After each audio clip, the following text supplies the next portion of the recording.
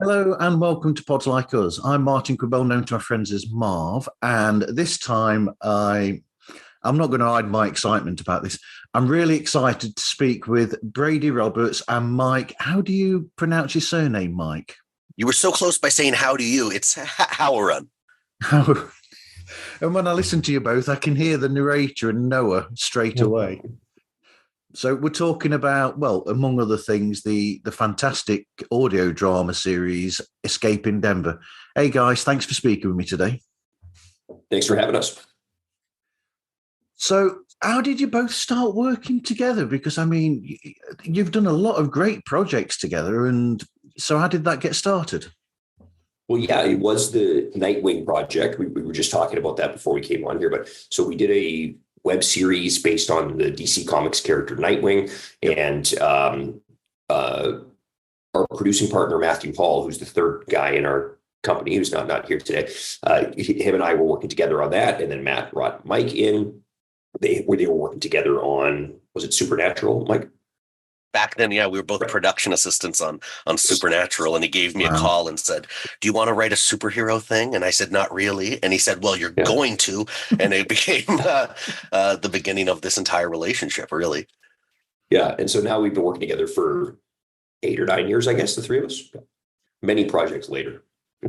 So do you think, Mike, that through the experience of being placed into that position where it's sort of a case of, well, that is what you're going to do, do you think that in a sense is a good thing for somebody who's creative and a writer to be almost like, it's like pushing yourself to do these things so that when you are creating things that are completely of your own, you're then able to push through and get those ideas through a lot easier because you've got that experience of just pushing through and doing things that weren't your idea originally? I think I'm blessed to be working with Brady and Matthew, who always have a never ceasing amount of support. So whenever we change genres or change from live action to children's cartoon, they've supported me through that process. And I don't think there's any point where I've really questioned trying something new. It's exciting. You know, truthfully, I thought I'd only write rom-coms, and I've yet to write a single rom-com. We have the conspiracy thriller of Escaping Denver, comedy, Paper Champions, action superhero with Nightwing. You never say no. It's exciting to say yes in this industry. And when you're a creative, you look for opportunities to be motivated and for people to say yes. So I say yes. You never know, Mike. The call from Hallmark might be coming. They do film a lot of those here, right? So yeah, that could be the next one, Mike. I didn't say I was good at writing rom-coms. I just said I would be writing rom-coms. I mean, I wouldn't be surprised because, as you were saying, we were talking before we started officially. We were talking about the other projects that you've done, and there's a variety there. Everything that you've done, I don't think there's. Is there a connective tissue between them because they're all different genre-wise? Yeah, I guess there isn't really. I think it's just the fun that we have is just figuring out. Like, we'll just get inspiration for something one day and just start doing it. You know what I mean? Like, we have some other projects that we're developing and some other stuff with some other writers and stuff now too. That's just like, they're really all over the place. We have Mike just wrote a great script for a half-hour comedy sitcom. We have a kids animated series that we developed. We have, like I said, Escaping Denver, this conspiracy thriller. We've done action. We did, some Supernatural, like all sorts of stuff. And it's just because that's just what we felt like doing that day. And we didn't want to put ourselves in the box of being like, oh, we only make this one genre. We're like, no, we want to do whatever we feel creatively inspired by. I think a big connective tissue in all these projects is when Brady gets excited about something, he can't stop. He is the seed that refuses to stop growing. Yeah. So it's impossible for have it to be a little bit contagious, especially when he gets really into a project. So I think a big connective tissue is having somebody on your team who's relentless. Yes. And annoying. But I mean, it runs everything in character wise as well. So you've got this conspiracy theory with Noah, and then wow, I'm not going to give it away, but that twist at the end, that was like I mean, I'm going to swear here. That was like a holy shit moment. You was like, whoa. Noah's favorite line, yeah. Yeah. And so you've got that. And then in something like Paper Champions, that's more of a ensemble piece, essentially, and more of a human piece where you've got this human interaction and people sort of like with each other. And it's more about them getting used to each other and becoming friendly with each other and that sort of thing. So it's more of a heart, one of those sort of shows instead of that. So like I said, it's a variety of things that you do. Yeah, I think that's the fun of it. Oh, go ahead, Mike. I was just going to say, we never really, like Brady said, we never want to be limited, and we capitalize on our own personal experiences. Paper Champions is Brady coming up as a professional wrestler. Yeah. And so he had this background, and you can't help but want to exploit that. You can't help but want to dig into that. I wasn't a creator on Paper Champions. That was Brady and another writer named Matthew Howurun. I came in as a writer, and I was happy to do so. It was a very cool project. Yeah, and you got those really great, well put together different characters in there as well that you can write for, because you've got those different emotional reactions that people have, and writing to those and making it more of an ensemble makes it completely different. And then I think some of the fun with this show, Escaping Denver, is when we started talking about it, we realized that I really love all this conspiracy stuff, watching Bigfoot documentaries, UFO shows also. And then Mike is more of a skeptic. So we kind of bounced that off of each other. And that was great when coming up with all this stuff for the show. And, Mike writes the scripts and I just throw weird conspiracies at him to put into the show. But that balance is nice too, because I think if we both had the same, thoughts on all that stuff in real life, it might not work. But because you have sort of a believer and a skeptic working together, it's a lot of fun. Yeah. I've got to say that, before listening to Escaping Denver, I didn't think that I'd be listening to a show and suddenly smiling and thinking, oh, how cute must a baby Bigfoot be? Exactly. That's one of my favorite characters. Yeah. Malanky, the beautiful baby Bigfoot. We thought there had to be baby Bigfoot in order for there to be big Bigfoot. And so it seemed only natural that we'd get our own Grogu moment and have something adorable in such a dark place. Absolutely. So what was your inspiration then behind doing it as a podcast, as an audio drama? Was that the original intention for it to be that? Well, there were definitely seeds of an idea previously, but what happened is when the pandemic hit, we had to shift everything, right? So at the time we had been pitching other TV shows, and basically, we were having meetings with networks and stuff, and then the pandemic hit in, what was that, 2020? Yeah, 2020. Oh my God, in March seems like nearly 4 years ago. Yeah, it's terrifying. And so everyone shut their development down, right? Because no one knew how long this thing was going to go. So suddenly all these meetings we've been having, everything was just dead.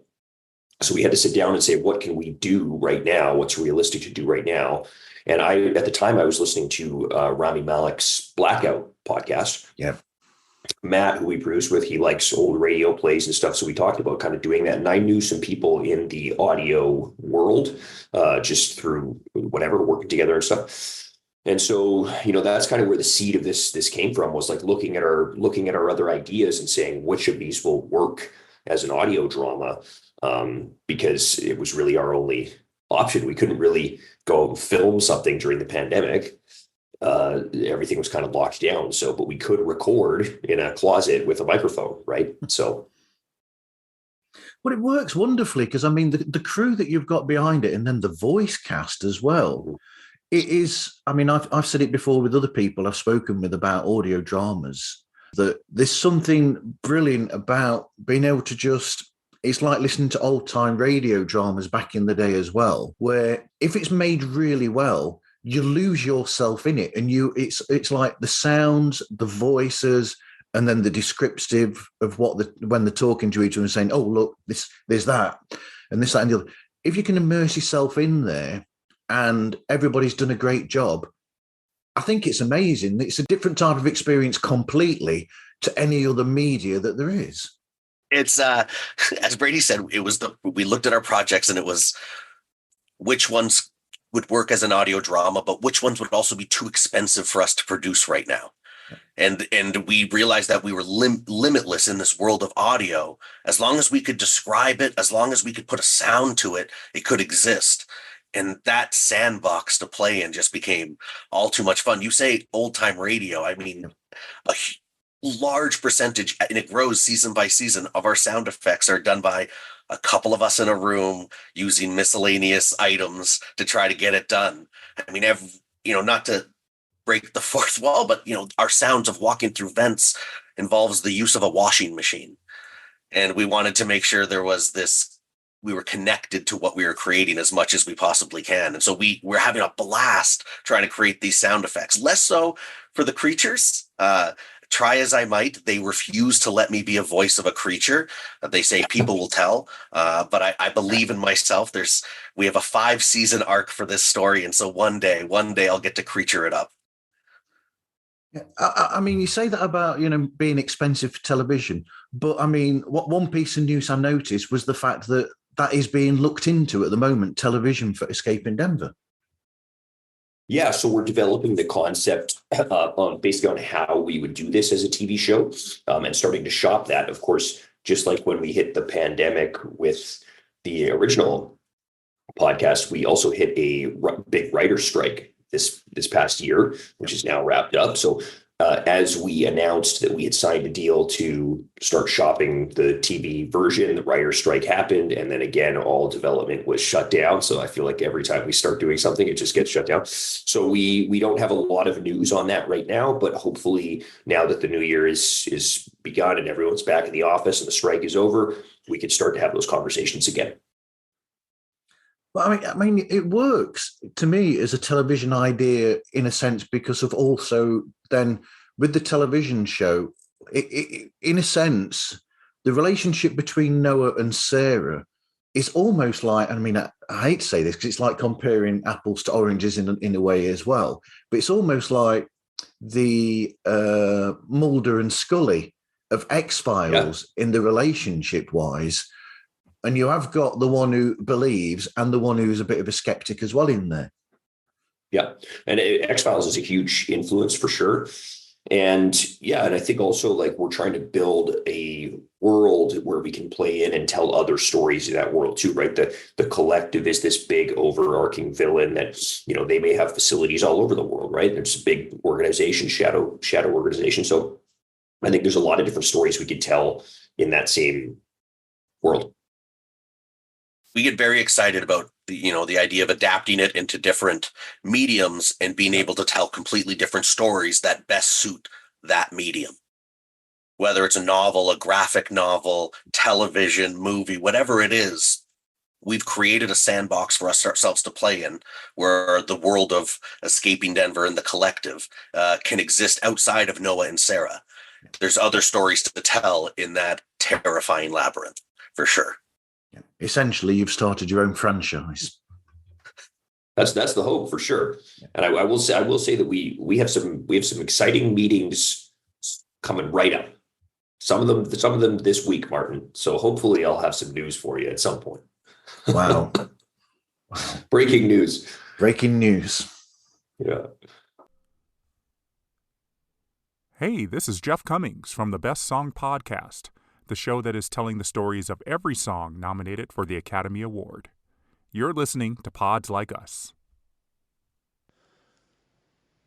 This is Mac Jackson from the Forever Adventure Network, the home of the MacGyver podcast, the Never Gets Old podcast, and the MacGyver SG-1 audio series. And you're listening to Pods Like Us. So what was the initial story outline that you had? And then how did you go from that to honing the script and the idea for the 5 seasons? Great. Yeah, great idea. I don't know if I even remember what it's a lot of kind of sitting around smashing ideas against each other's heads. So Brady, like we said, had a full head full of steam about the Denver airport. Yep. It's the new Area 51. It's Area 52. Nobody's talking about it. We should be talking about it.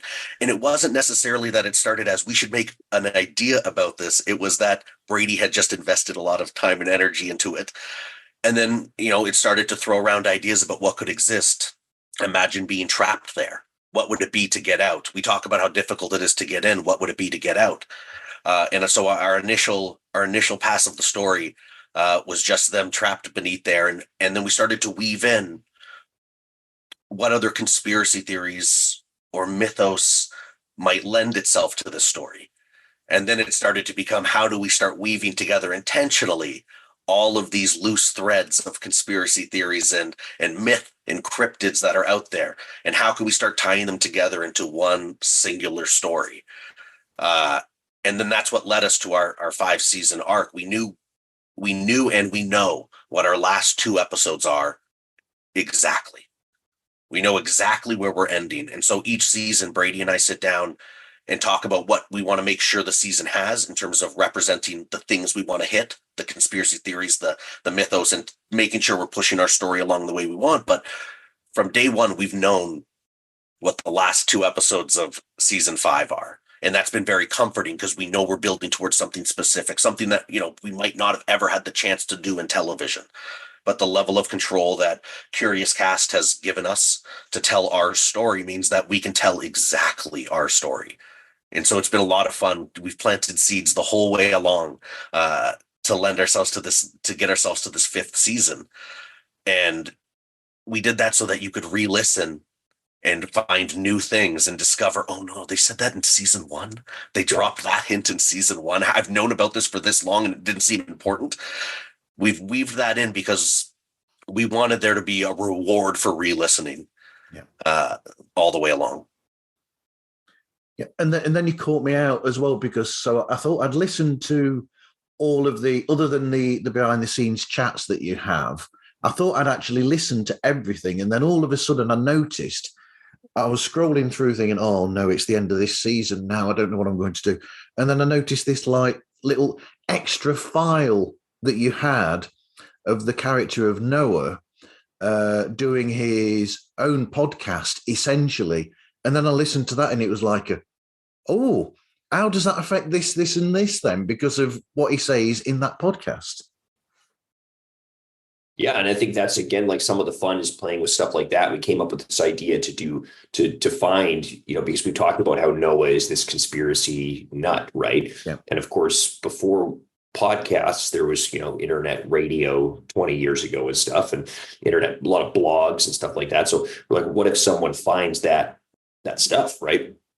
A lot of stuff now is like archived on the internet. You can find old websites and stuff like that. So that was just a fun thing, and being able to like drop little nuggets of information that might come into play or have already come into play from Noah's little tapes. And also it was just another thing where I could talk about conspiracies that I like. So yeah. So how did you choose the cast and the people that you use? I will, before I miss this, I was applauding you when you were talking about making your own sound effects. I'm a huge fan of people who do Foley work. It's amazing. It's incredible. And thankfully, we have access to an incredible Foley library through our partnership with Curious Cast. But there's something more satisfying, and also it just fits better when we make our own sound effects. And it's kind of, it's very exciting for us to feel like we get to MacGyver. It's one thing to write the scripts, but the sound effects, I write the scripts without ever thinking about who's got to make the sound effects. Yep. And then, that's the future Mike has to get to deal with that problem. And it's very exciting to just look around the room and think, well, what could be a ladder? Sometimes a ladder. Yeah, of course. So I mean, does future Mike look at the script and think, oh hell, I've got to find somebody to play this character that I've just created now, and then, or do you hear that character in your head when you're writing them? Brady does, without a doubt, the 99% of the casting for the show. Yeah. We had an audition process trying to find our Sarah, trying to hone in on that voice. She wasn't inherently Australian, but we loved Greta's voice. And so it became, that's Sarah. We heard it, it fit. We didn't have quite the audition process with a lot of other people because Brady is in this world of all these actors. And so he has a lot of incredibly talented friends that he can call upon. And as the show has developed, those friends, are more and more eager to participate, I guess. And we're getting, the voice talent we had in batch 3 is incredible. Yeah. It's incredible. Paul Lazenby, Sachin Sahil, who else we had this season? Oh, Adam Kozlik plays Alan. Is so good. So good. We just were hanging out with him the other day. We gave them some cast gifts for being a part of season 3, which was really fun. Yeah, a bunch of different WWE wrestlers. I have a lot of friends in the wrestling world that I bother into being in the podcast. And yeah, now that the show is successful, now I have a lot of actor friends that just want to do a voice in the show just because, actors are always looking to play different roles and have fun with different stuff. And now they know it's like a real thing and it's not just, my mom listening to it or something, but yep. Once they know it's successful, they want to be a part of it. But it's funny because at the beginning also, between with me voicing Noah and Mike voicing the narrator, a lot of that was also just due to kind of necessity of when you're making a fiction podcast, as anyone listening to this has done, you typically don't have any money or very little money. So it's easier to keep your crew really small. And since me and Mike are always going to be there anyway, it was out of necessity that we voice these characters. The narrator character, I think, was originally meant to be a little bit smaller. That character sort of grew. So I think, Mike likes to, he says he's not an actor. I think he's a fantastic actor, but so we sort of force him to act in all of our projects, but he's, killed it as the narrator. And now that character has grown a little bit. Obviously that character has his own sort of storyline now. And then like Mike said with Greta, I had met Greta once at my gym and I knew she was an actor. And so I asked her to audition for the role and she auditioned in her American accent. She's from Australia, but she does standard American accent for all of her TV and film stuff here. Yeah. And then we listened to it and we thought, so I asked her again, I said, could you actually redo the audition, but do it in your natural Australian accent? Yep. And we liked how that sounded so much that we just changed it to where she was from Australia. So she could just do that accent. And now, of course, without spoiling, but if you've heard season 3, you get to hear both of her accents in that season. Yes. Like I said, I'm not spoiling anything that's in there at all because there is a hell of a twist there in the second half of season 3 for sure. Yeah. And it's a nice way to be able to kind of distinguish too, because it's just audio, right? We can't see her. So when we do that twist, it's a cool way to be able to tell what's happening with the different accent, right? Yeah. Not to the same degree, but it's almost like the twist in From Dusk Till Dawn, essentially, where you get to the middle of the film and then suddenly it becomes a different thing altogether. Right. Yeah. Right. Yeah. But finding Greta was amazing because it's like there's voices where there's a reason why there's certain people that are always chosen for certain like projects like audio dramas and things like that. Because she has a voice that is really expressive, and it has this sort of almost like a warmth there, but also it's weird because trying to explain it to some people might not get it, but there's something about when you've got a good voice like that, you can hear that someone is kick-ass as a person, and she can get that across just with the voice. And you don't need the visuals that you'd have in television and film. They express it in the way that they actually emote through their voice. Oh, absolutely. Her voice is why we asked for the more authentic audition from her, because we could hear it in her voice. There was something there. We just wanted it to be her. There's nothing more satisfying to me when directing episodes of when we get to have Brady and Greta doing scenes together, recording together. There's a rhythm there. It feels like music, and I'm not a musical person, or I can't play an instrument, and I certainly can't sing. But there's this rhythm that they can get into that I fall in love with. I love when they get to be together. It's why I try to keep them apart, because I don't want to ruin how magical it is every time they get together and record together. It's incredible. They're both at their best, and they both bring the best out of each other when they're recording, and they get into this groove that is better than it was in my head, which is, what you always hope for as a writer. You want to be proven wrong in the best way. That's another thing, is because you're actually recording together as well. Yeah. Whereas in a lot of audio dramas, you'll record separate to each other and then the tracks are placed there.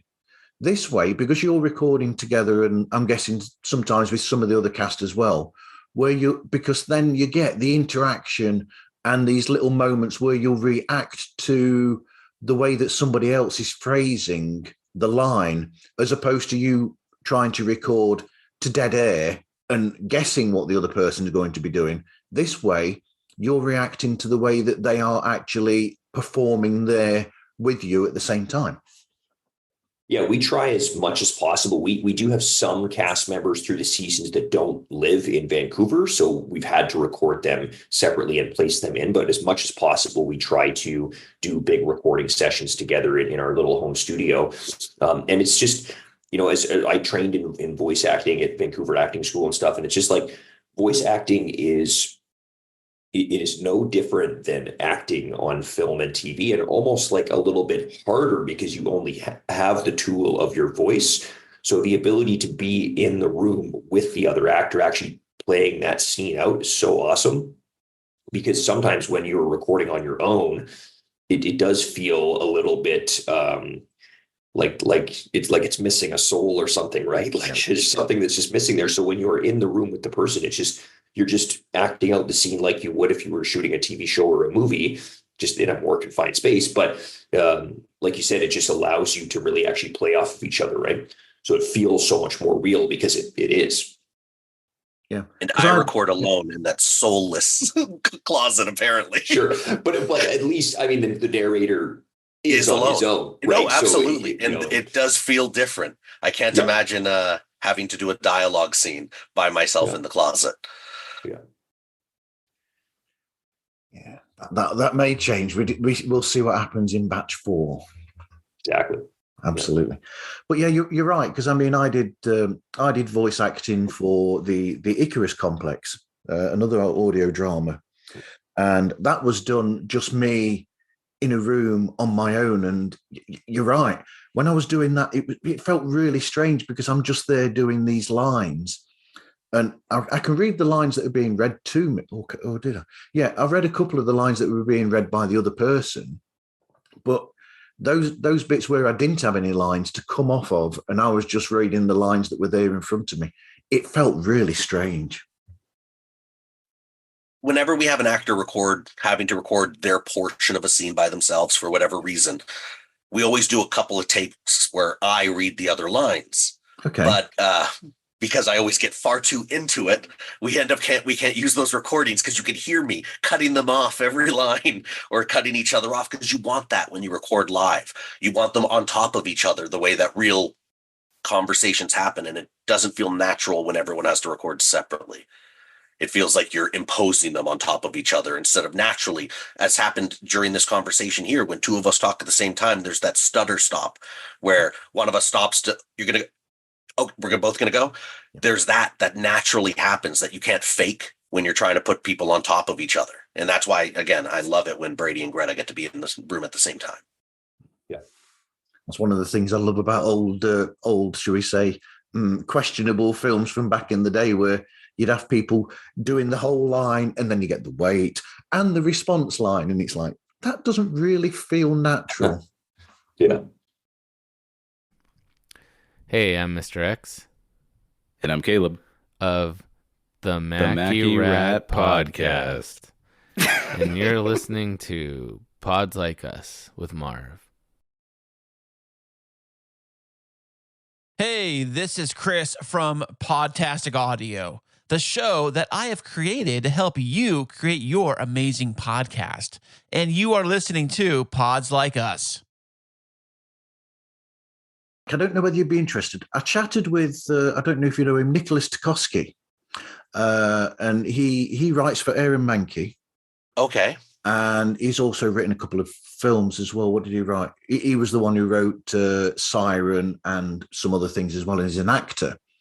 And it's just a little bit that when I was speaking with him, he mentioned something, and I just thought I'd sort of get your sort of response to this in a sense, because he was saying that when he writes, one of the things that he does is he just said, he goes, just write it. He said, because essentially he says, even if there's a load of crap in there, when you've written it, you can do something about that later. Just get the idea down there and then smooth it out afterwards. And I thought it was incredible bit of advice for people. Yeah, I think it's, if you can just get it done. For me, my process involves a lot of walking. Yep. I argue in my head about the story for a while. I have those conversations of the characters. I try to live in it for a minute. And then when I sit down and write, I'm able to punch out 10 pages because it's already established in my head how it's going to go down. Not necessarily line by line, because there's a give and take or a conversation being had in the writing. But I agree. If you can get it done, you can edit it later. But sometimes I'll stop myself in the writing process because it's a narrator scene. And I'm not quite sure what I want out of the narrator scene. And it's taken, I'm now writing season 4 of it for me to realize that when I hit those speed bumps, sometimes I just write a note in the script. Okay, this is kind of what I'm thinking for the narrator, kind of what I'm thinking I want to get to in the scene. And then I move on with my story with the parts I already know. And then I can go back, and if something I've rewritten changes something forward, but you can always edit afterwards. But getting it done, getting it to completion allows you the luxury of going back to edit. If you're editing yourself the entire way along, it's real hard to make it to the end. And I think if you're just writing, get to the end of the episode. I always get to the end of the episode before I head back and look at it. But usually if you just start writing, there becomes a natural flow. And with the podcast, I can tell script page wise how long an episode is going to be. If it's a page of monologue, I know it's going to be 1 minute and 50 seconds. If it's a dialogue between Sarah and Greta and Brady, I know it's going to be 44 seconds. You start to figure out the timing of things and how long things are. And for me going in, I know, I don't want this scene to be longer than 3.5 minutes. And I know that because I want to move the story along. I don't want to linger on it. And so just get to the end and then you can go back and edit. That's proper advice. So when you're doing the narrative bit at the end, then do you not sort of like react? Do you sort of like not write it, and then when you come to listening to it, do you not sort of slightly alter what the narrator's saying or how you put it across according to what you've heard from the recording? I think Kevin Smith said it, that when you're the writer and you're acting your own words, you can do whatever you want because it's technically a rewrite. So I limit myself significantly less to my own script because as I'm saying it, sometimes the narrator's a lot of these little monologues and I'm not an actor. And so sometimes my own writing is a mouthful for myself. And then I start figuring out a natural way to say it. Sometimes genuinely while recording, it'll be take 4 and I've lost myself on the page, but I've done it 3 times. So I know roughly what I want to say. But I don't necessarily improvise too much. We don't name the episodes traditionally until it's been recorded. We name the episodes usually in the edit. Because it just feels more natural to come up with the most, it's like naming a baby before it comes out. Yep. Fine. But if you name the baby after it's come out, maybe that name suits it better. And so I don't name the episodes as we go along. They're just numbered, but after we edit it, we think about it and we think what is the most suitable? What is the takeaway from this? Yeah. So you're listening to it and doing the edit, and then during the edit, something will jump out at you, and you'll be like, "There, that's where the title comes from." That's the takeaway. That's the piece I need them to know, or the piece I want them to question. So welcome to And Volume for All, a deeply reverent and lovingly irreverent exploration of the history, philosophy, and future of the greatest music in the world, heavy metal. I am your cinnamon host Crunch, I guess, Quinn. Hey, this is Ross Simon. And Thomas. from Who Takes the Socks Off podcast, the show that answers the questions you didn't even know you needed the answers to. You're listening to Marv, the one-man podcasting machine. On Pods Like Us. But choosing the cast and the crew.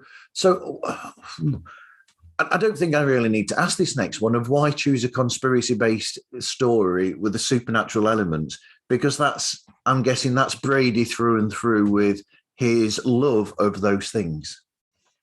Yeah, and I think it's just also in terms of the ability to play with some of these creatures, like tying in Bigfoot and UFOs and chupacabras and all the stuff that we've done to, I personally hadn't seen a lot of that stuff like melded together into one story. And I thought that was a lot of fun. And then the thing that Mike does really well too is like, he'll listen to the conspiracy that I pitch him.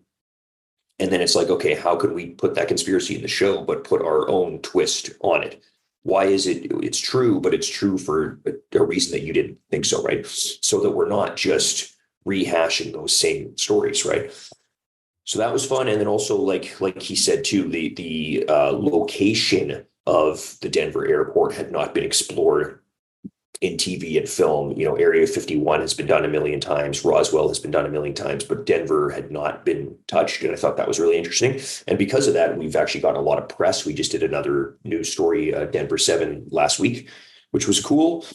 So yeah, it was just a location that we were excited about, the ability to tie in these other conspiracies together. And then how can we take two really, human characters and place them into this sort of larger than life kind of mystery, right? But I mean, you are getting that. It makes me laugh in a way, or makes me smile, really, because you are getting that sort of like backing from the authorities at Denver as well, where they're sort of like, you'll post things and they'll repost your show essentially, and they're pushing it. And I think that's incredible. Yeah, I'm glad that they're excited about it and not, upset about it or so, because I think they know we're having fun. We've chatted with them a few times. They've offered to tour us in the tunnels of the airport, which sounds scary. It sounds like a trap. It sounds like a trap, and we're not going for it. No. Yeah. So it's good. We got to be a part of the Denver Fan Expo. We were guests there. We did a little panel on our show there. And yeah, we've done a few news stories, some newspaper stuff, some stuff on the news. We did a magazine article there as well. So lots of support in the Denver area. Yeah, but watch out going in those tunnels underneath, because there's every door you go through, there's something different. Well, we'll let you know in advance if we go down there. So if we don't come back, we'll let everybody know in advance if we're going down there. Then I guess, Martin, you will be narrating the story of us being lost in the tunnels underneath Denver. Wouldn't that be something? So yeah, the recording and editing though. So you do that in your own little home studio essentially, and then what about editing? Is that like Pro Tools or something? It's Pro Tools. We use Pro Tools. None of us have a background in audio. So it's been a very steep and wonderful learning curve, but we are thankfully backed by our producers at Curious Cast, Rob Johnson and Dila Velasquez, who go through and make sure that it sounds exactly the way we want to. So when we hit these hurdles of things we cannot fathom how to make the audio a reality, we thankfully have their incredible guidance and, more often than not, their skill set to correct these problems. So while none of us are audio engineers, we are partnered with an incredible array of them for when we need to.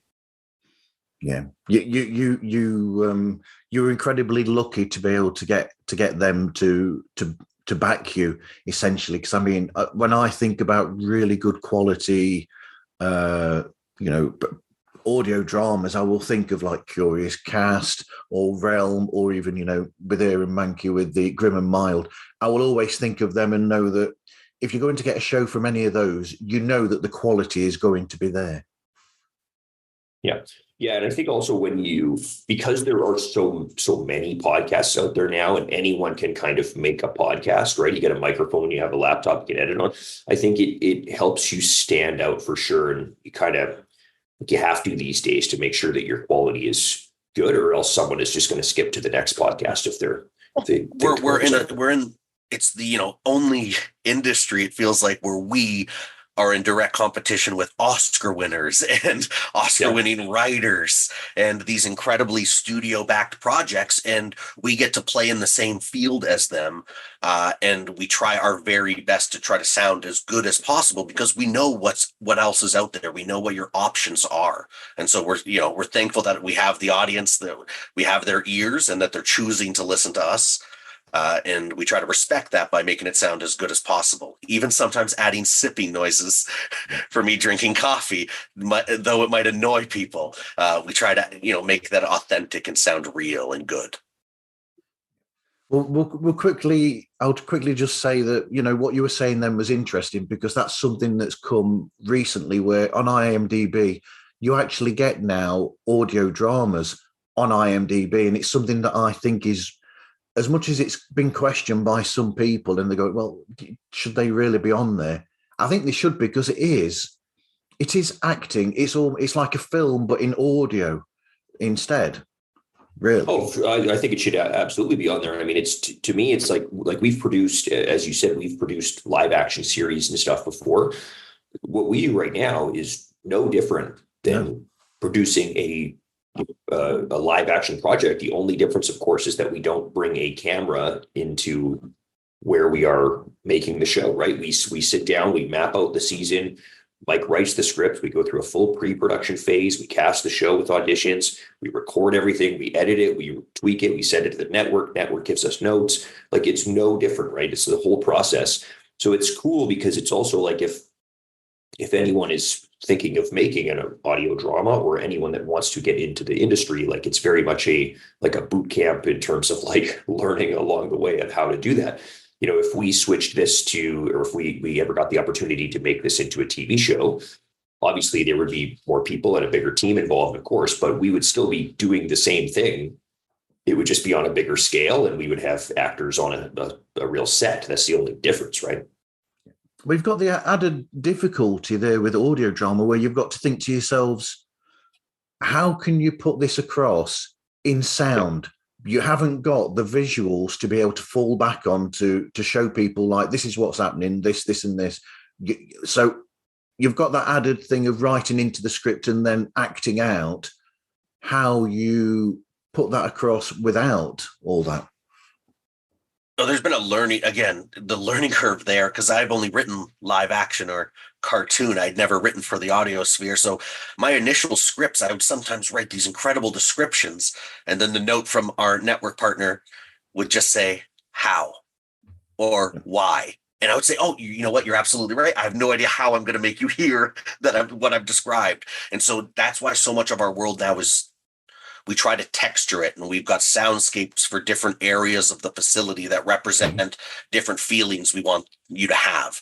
And sometimes there's sounds that we've layered together and made, you know, a 7-minute track of that we can utilize whenever. And sometimes it's wet tunnels and squeaky mice and drips and steam bursts. But yeah, I mean, what you've just said then, I've said to someone before when they were talking about background noise. It reminds me of when I've watched behind the scenes of, say, Star Trek Deep Space Nine, and they were saying that on that spaceship, you might not notice, but they said in the background of the audio track, you can actually hear the hum of the station turning around, apparently. And they've got that there in the background behind everything else, all the dialogue and all the sounds of the rooms that they're in. They've always got that same hum in the background that makes it that location. So to add that to it is something really good. Again, none of us are are schooled in audio, but if you're looking for, again, boot camp of how to do certain things, there's the special features of the Lord of the Rings extended edition. Yep. Peter Jackson, I don't know why they decided to put as much information as they did in those special features, but they're wonderful learning tools. And there's a whole section on Foley. And they said something that, opened our eyes to how to make sound, is that, the shooting of an arrow isn't the shooting of an arrow. It's the pulling back of the string. It's the feathers. It's the zip in the air. It's the impact. It is all these separate sounds working in conjunction with each other. And because of that, that's what we use, that tiny bit of schooling and how we layer our sounds going through, is that a sound is never just one thing. It's a series of things that our brain interprets as a sound. And so it's knowing that has made it much easier and digestible about how to make some of these sound effects. That reminds me of Paul McCartney doing that for one of his songs. He used a bow and arrow to have the sound of a bow and arrow in one of his songs once, which is cool.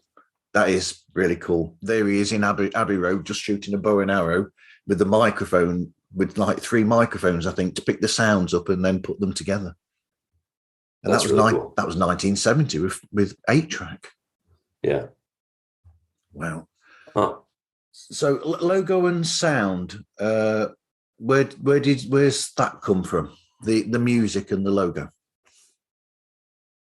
Music, the we logo. have go ahead.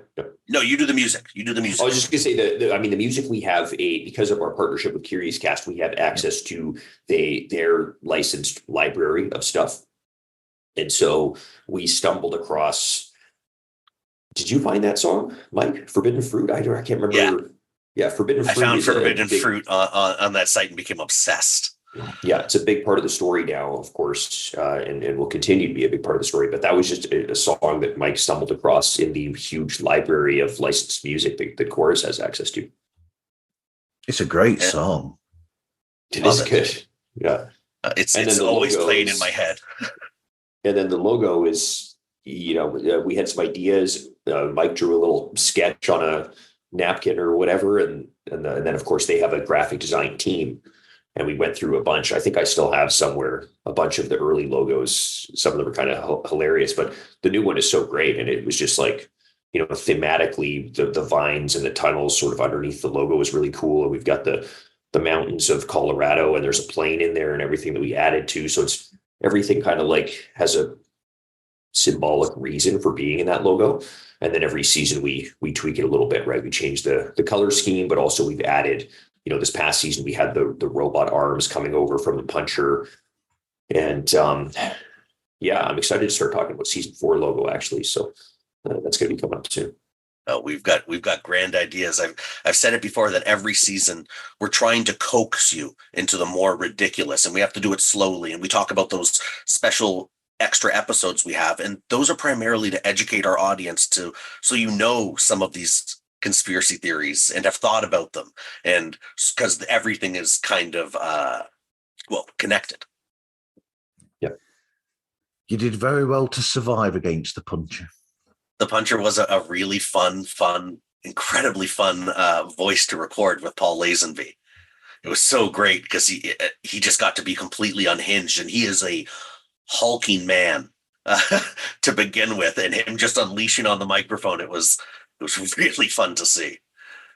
And he's now playing Doomsday in the Superman and Lois TV show, which is really cool. And just, again, like a testament to kind of some of the voice talent that we've been able to get for the show.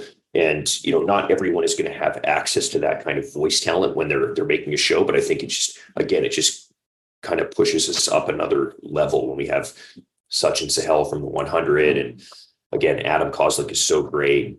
I mean, Greta is really like kind of blown up since our show came out. Now she's doing all these shows and stuff. I knew she was going to be a big star, I think, when I first met her. But yeah, just so much great talent in the show. And Paul's, I love the way they modified the puncher's voice is so cool. It's so terrifying. Yeah. So just playing with something like that was cool because we done, some creatures and stuff in the first couple seasons. And so to have a more sort of sci-fi technology kind of robotic villain was really cool too. I'm Agent Scott. And I'm Cam the Provocateur. And we're from the Spy Hards podcast. That's right, and you are listening to Pods Like Us, the podcast that also has the Midas touch. Hi, this is Zach from Belated Binge Harry Potter, and you're listening to Pods Like Us. So, before I get to this, I'll just ask, are there any standout moments from the show, where you think that was, was really special about the show? Any moment at all? Tough question. Are you talking like story moments? Like story, or when you hit a certain mark and you thought, damn, we're there? Oh, man. Yeah, I think a lot of those for sure, in terms of just watching us kind of jump up the fiction charts was crazy, just because, again, like Mike said, it'll be like our show will be, number 2 fiction, and like John Hamm is number 4 or whatever. And this actor, and you're sitting there thinking, like, how is our show? Like, we're just 3 dudes in Vancouver that have been to the Denver airport once. Like, how are we? But it's the partnership with Curious Cast. They do a great job marketing the show. We got onto Chris Jericho's podcast late 2021, and that was a big thing that really boosted our numbers in the US. Even this past week, like doing the Denver 7, ABC story, it was like, how many audio dramas have stories on, a national news network, right? Like, stuff like that's really cool. The fan expos. Yeah. Yeah, Mike, maybe you can mention some of the story stuff, but I just think some of the stuff, some of the kind of milestones we've hit with the show like that is just kind of unbelievable, because just from sitting down talking about this as an idea to being able to hit some of those milestones is just pretty surreal, right? And I guess for me, story-wise, it's not so much, I guess it's not what I see when they're recording. It's when I'm in the editing phase and I'm hearing a moment that I missed in person because of whatever reason. I was stressed, I was thinking too much, or I wasn't quite listening to what they were saying. A lot of time I don't have headphones on while they're recording. I'm just standing near them, staring at them, listening to them actually engage. But there's moments when I'm editing where I hear a moment between Greta and Brady that feels so real or honest that I'm actually moved to almost tears. Sometimes tears, don't judge, but it's I think those moments are incredibly special because, I'm involved so thoroughly in the process that it's hard to surprise me. And anytime I'm surprised in the show, it's been incredibly fulfilling. And I say it, and I've said it before, so often it is so much better and different than it was in my head. The actors bring their own jazz to it. I have a rhythm with how I write, but everyone interprets that rhythm very differently. And it's so fun to hear somebody come in and bring something wild to the character. Such in this year with the captain, it brought this weird energy to it that I was not expecting, but I fell in love with. And it happens so often when we have this special character come in, and their interpretation of the character is so different than what we expected, but for the better. I actually think that's one of the most fun things about producing is we map out the story, we read the scripts, we do the pre-production, and then when you do casting, it's like you get to see all these actors interpret the character. And then when you see like the one, like for example, Adam Kozlik, he's in the show, he's so great as Alan, but we fell in love with him on Paper Champions because he played Ron, the referee. And if you haven't seen that show, it's on Tubi.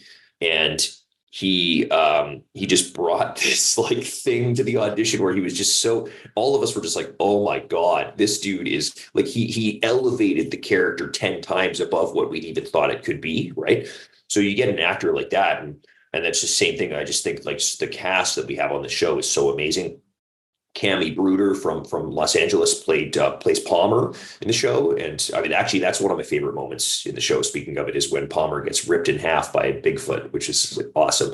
But he just, same thing. He just brings this like sort of menacing villain to the show. And then Sachin, like Mike was saying, he brought a very different kind of more eccentric villain to the captain in the new season. And then you have Paul Lazenby as the puncher, who's just terrifying. Like you have this nice juxtaposition of these different types of villains. And I think when you're doing it in audio, like you need a little bit, you have to exaggerate that a little bit, right? Because we don't get to see different looks of them. So we have to play with the voices a bit, and the cast is just leveled that up so much. So, I mean, what advice would you give to people then if they were wanting to create a show themselves when it comes to creating and writing? What advice would you give? I think personally for me as an actor, my advice to people is always to, as much as possible, try to use actual actors, because you can feel the difference. I think some people, when they do a fiction podcast, they just think, well, my friends can voice the characters or whatever. And sometimes that works a little bit, but typically, wherever you live, I mean, first of all, it doesn't really matter where you live, because you can get people to record voices from wherever. There are all sorts of casting websites where you can post a casting notice for free. You can post that the role is volunteer. There are many people out there looking to just build their reels and stuff like that. So you don't have to worry about money if that's an issue. Of course, there is not a lot of money in making podcasts, so you may not have a budget anyway, so that's fine.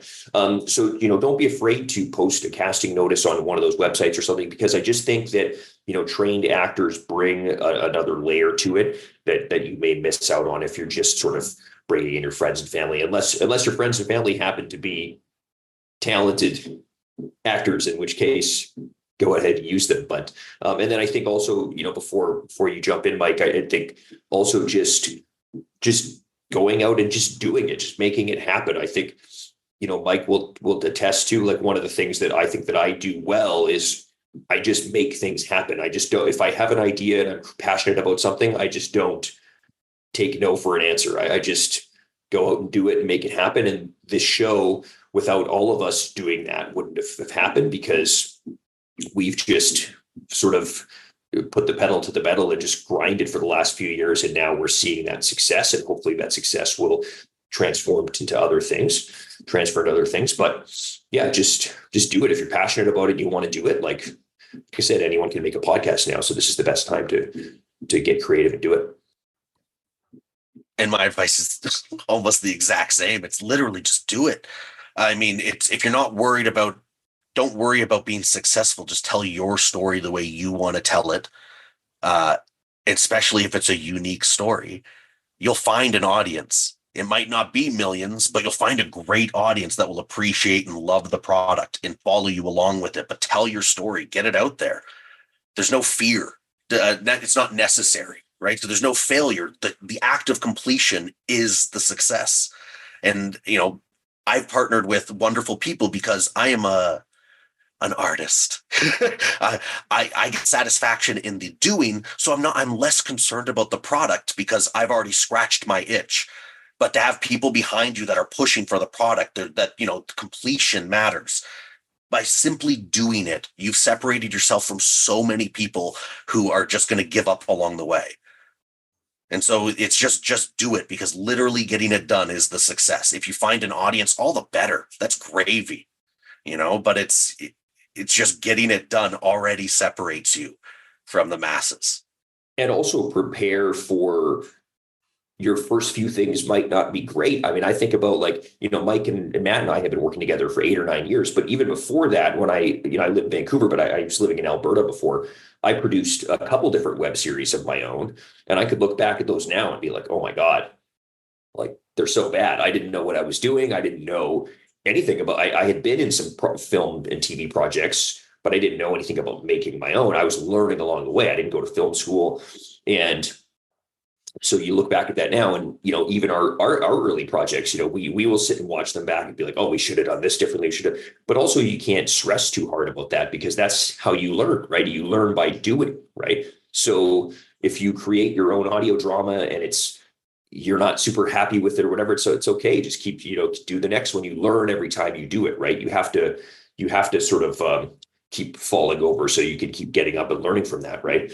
That's the only way to do it in this business. And you're just going to face an insurmountable amount of rejection, but at some point you will prevail somehow, right? I mean, it's just you just have to, because there's so many people chasing this thing that we're chasing, and the only way to do it is just to just to do it. That's the only thing you can do, right? So, with how busy you are, do you actually get the time to listen to any podcast yourselves? And what do you listen to? I don't listen to a great deal of audio dramas since we started making the audio drama, because I want to make sure that my perspective is my own, and I don't want to be too influenced by what's out there. I listen to a lot of comedy podcasts and movie podcasts. I mean, Doug Loves Movie. I think Doug Loves Movies I've been listening to for 15 years. And out of Vancouver, there's a fun local comedy duo who essentially have a podcast called Stop Podcasting Yourself. But it's wonderful because for me, as a comedy dork, I get to hear about all the local comedians that are touring and keep up to date on that. So it's primarily comedy for me. Brady? Yeah, and for me, same thing. I do listen to some fiction podcasts. I have listened to quite a few. I'm not currently really listening to much. I was listening to the new Sandman fiction, the adaptation of Sandman, Neil Gaiman's Sandman. Yeah. A little bit of the Batman one, the audio tapes to Batman. Of course, Blackout, Welcome at Night Vale, lots of those. But currently, I mostly listen to a lot of wrestling, mixed martial arts, news, science, talk podcasts like that. Also, because I sometimes don't want to be too influenced by what other people are doing or change what we are doing based on what other people are doing. But yeah, I mean, my wife just is driven insane by me playing wrestling podcasts all day, just listening to the news on the wrestling world. And of course, I listen to our own show on repeat all the time. Just re-listened to season 2. So yeah, they say you're supposed to just put it on in the background. And just leave it on all day. Just let it play so you can get that 1 cent in ad revenue or something like that. Yep. So where can people find you and get hold of you then? So on Twitter and Instagram, it's just at Escaping Denver. We have an email to the narrator, and you will actually get a response from the narrator at escapingdenverpod@gmail.com, escapingdenverpod@gmail.com. If you have theories or anything about the show, there is a subreddit, which we did not create, but we look at and read, r/Escaping Denver, I believe, on the subreddit. I am on Instagram and Twitter at Brady Malibu, which is my wrestling name. And Mike is Instagram. My Instagram, I believe, is How to Run with underscores underneath them.